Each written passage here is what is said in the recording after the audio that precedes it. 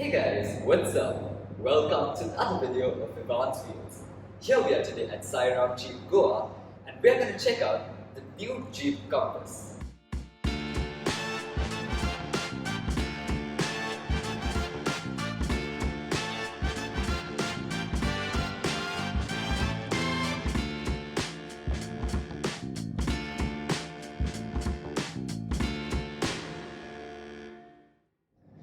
Now most of y'all would be familiar with the Jeep Compass.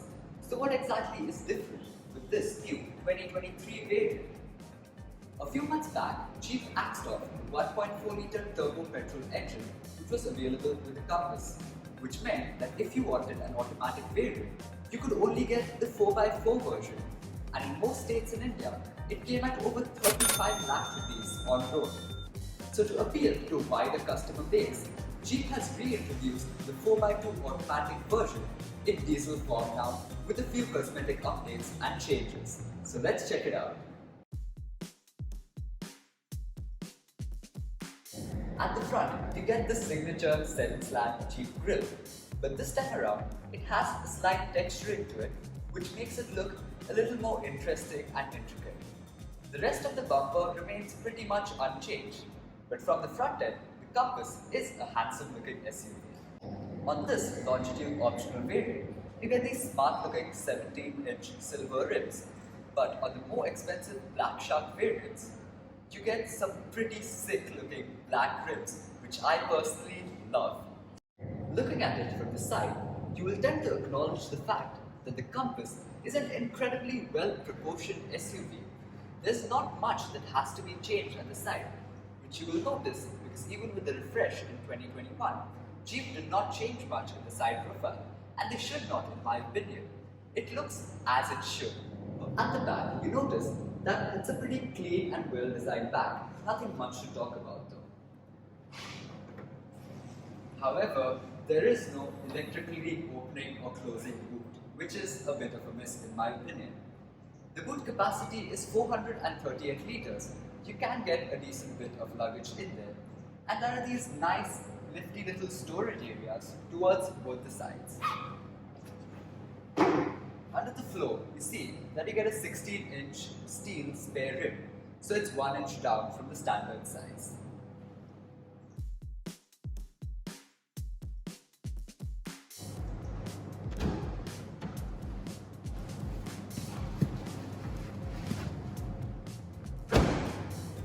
And that's the door thud feel that no other car at this price point gives.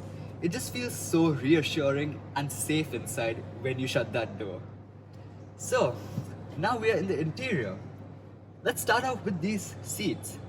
The first thing I noticed is that they're an extremely light shade, it's almost white, and they're going to be a nightmare to maintain in our conditions.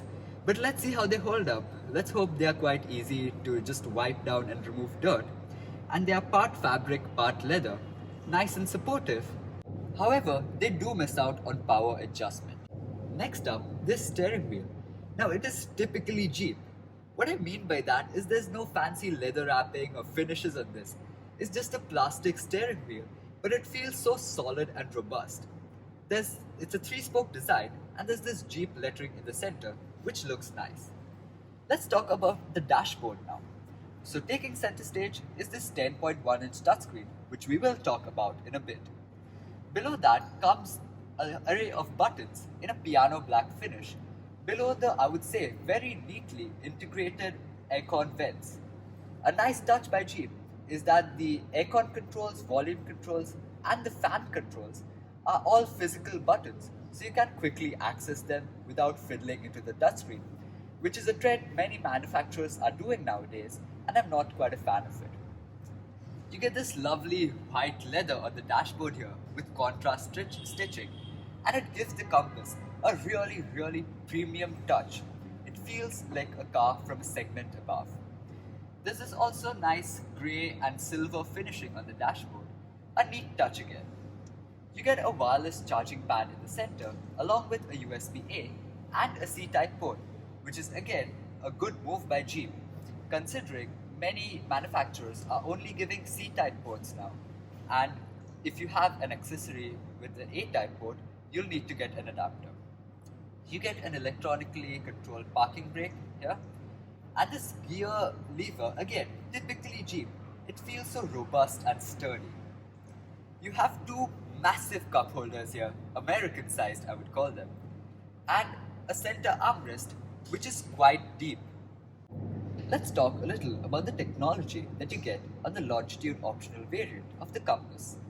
As I mentioned before, it's a 10.1-inch touchscreen, and in terms of responsiveness and sharpness, it is slick. Now the funny thing here is that 2 years ago, I was in a Jeep Compass.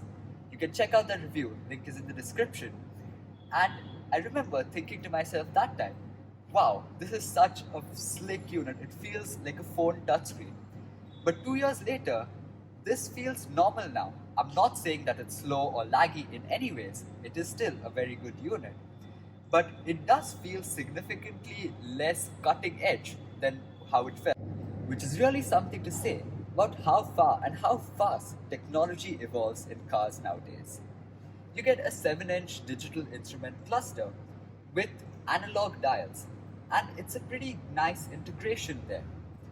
The top variant does get an all-digital instrument cluster, but with this longitude optional variant, you get analog dials for the rev counter and the speedometer. Now we are in the backseat of the Jeep Compass. Now ever since its launch, the Compass hasn't been the best on space, and it is kinda the same for 2023. The front seat has been set to the driving position of a driver of about 5 foot 7 inches of height, and I am 5 foot 8 inches in height. I have enough knee room. Footroom is decent, but it's not the most spacious in its class. Width is okay, but it won't be too comfortable for 3 passengers because the middle seat is quite narrow. The armrest, however, is incredibly wide, and you get 2 cup holders and a phone holder. The armrest again, American sized. In terms of comfort and convenience features, you get rear aircon vents, a USB A-type port, and a 12-volt socket. Sitting at the back here, you can also enjoy these views from the panoramic sunroof.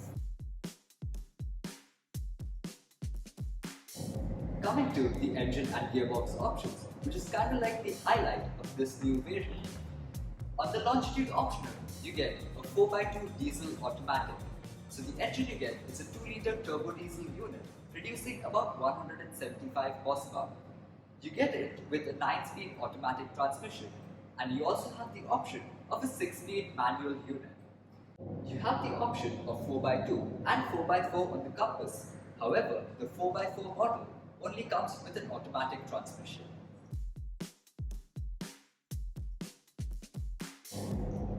The longitude optional variant of the Compass gets 4 airbags, and from the limited variant and above, you get 6 airbags. Now since we are on the topic of safety, I would like to share a little incident with you. So we were coming back from Chikmagalur to Goa on the highway, and a truck rear-ended us. Nothing too serious, but the thing about that is that we could feel nothing inside the car. I was in the back seat and I didn't feel a thing. It was only the sound which gave it away. And this really says something about the safety and the standards up to which the Compass has been built. The price of the 2023 Compass ranges from 20.49 to 29.99 lakh rupees ex-showroom India, and this particular variant comes in for 26.49 lakhs. My final verdict. Now in the verdict, the price point does play a very important role. In fact, the whole reason for this variant to be introduced is the price point. For the money, it is a pretty appealing product. This variant comes in for about 31 lakh rupees on-road Goa, and for that money, you get a very solidly engineered, a very well-engineered vehicle. Now, it's typically Jeep. You don't have the gimmicks of technology, you don't have any fancy materials used on the inside, but it is a very robust and sturdy vehicle, which is quite appealing. There are not many vehicles like it these days. You have the XUV 700 as a rival, packed to the gills with tech, amazing product, but at the end of the day, when you shut the door, it doesn't feel like this. So, if you're looking for a well-engineered vehicle, and the price point was keeping you away from the compass, this is the right time to take in a dive. If you have any doubts about the compass, or you want me to make a video on any automotive topic or review any other car, do let me know in the comments below. And if you like this video, please don't forget to smash the thumbs up button, subscribe to my channel, and click on the bell icon to never miss any of my new uploads.